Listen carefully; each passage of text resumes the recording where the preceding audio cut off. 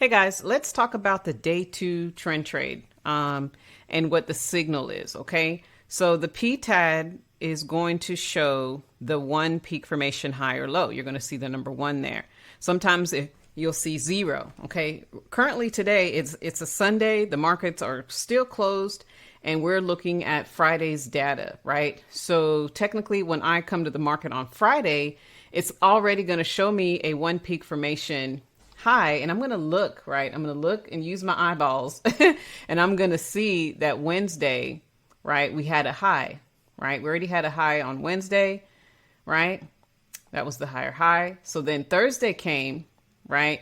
And we have another higher high. So basically it reset, the market reset. So we know that this right here is a peak reset. Okay. So I'm going to now count this day as one. And then Friday, when I come to the charts, this is day two. Okay. Now we're not going to talk about Monday through Friday, which is usually, if you're following Stacy Burke, it goes a little something like this, right? Which this is great to know. I put this on my chart just mentally. Sometimes I write it down because it's good to know where you are within the weekly template. And I also want to count within when the peaks, right? When we had a new peak or a peak reset. So this right here looks to me like a peak reset, right? And then we also are showing on the indicator that we had a one previous day low. Okay. Now, since this was a reset, guys, what the indicator is not going to do is count this day as a one, because technically it did break the previous day, right? When I see a reset happening, I count this day as one. All right. And then the next day, day two, if it breaks that low, I count it as two. Okay. Because guess what? When Monday comes, it's going to be the third break, right? And this is the trade, guys, that we are looking for on Monday, which is the day three trade, because every day is a 3-day trade, right? It's a 3-day cycle. So you're going to know that there's, 3-day trades, right? 3 days within this 3-day cycle, there's a trade. Okay. And then we have our actual 3-day trades, which are absolutely scalable, which one this is going to be a scalable trade. And I'm going to get into why it's going to be a scalable trade, because the market has now been building up, right, for 2 days. Okay. The market has been building up for 2 days, and the day two trend trade that would typically occur did not happen, right? We were ranging, and obviously it was a holiday weekend, so we can expect, markets not to play fair. Okay. So we are expecting some huge moves coming up on the next day, which is going to be the third day. And that's where I'm going to expect the third previous day low break.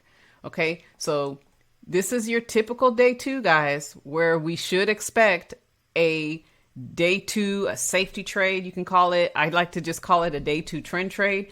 If that trend trade does not occur, and then now this is an inside day, right? Then I'm looking for this day to give us that beautiful drop, right? That's what I'm expecting to happen. All right. So a couple of things that I do on the day two trend trade, right? I will measure the previous day high and low, which is right here. You can barely see it. That's previous day high and low. Okay. And then I will go and I will measure, I will just identify this 50% area. And then this, I would extend it out to day three. And that will be where I'm expecting price to respect this area, right? Another thing, now that day two has traded, now I'm looking at the low. So that was the low of day two. And once day three starts to trade, then I'll measure from this low to whatever that high is on day three. And I like to use that area as my entry, right? Okay. So that will also help me to dial in on the entry. The other thing that will also help to dial in on the entry is also when the market opens, right? For right now, this looks like, where the market closed. So when the market opens, we'll have an area, right, where price, starts to auction from. And we want to use that level as well, because we want to take our entries from yesterday's close. That's a quote from It's one of the top traders. Hold on. I got it written down somewhere. But anyway, once I find out the name, I'm going to say it's Paul. I can't remember his last name. And why I can't remember it, I don't know. And I am reading his book right now. But nonetheless, you want to take your entries from yesterday's close. And the day open price is also pretty close to it. So if you don't have the close day indicator and you have the open one, then use that. Okay.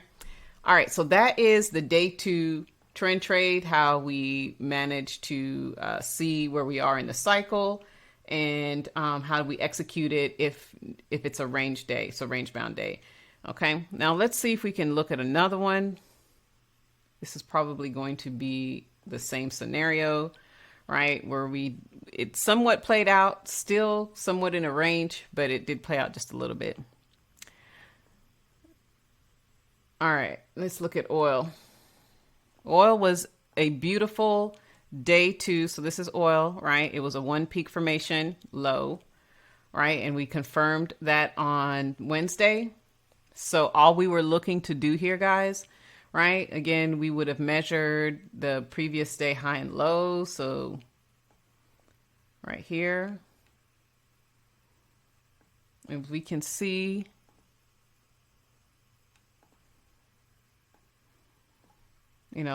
that area right there was where we were looking for price to respect. It didn't even get down there. Sometimes it does. I'm just saying. So as the day started to auction, guys, we can see that this was the open price, open and close price right around here. We want to take our trades from that area.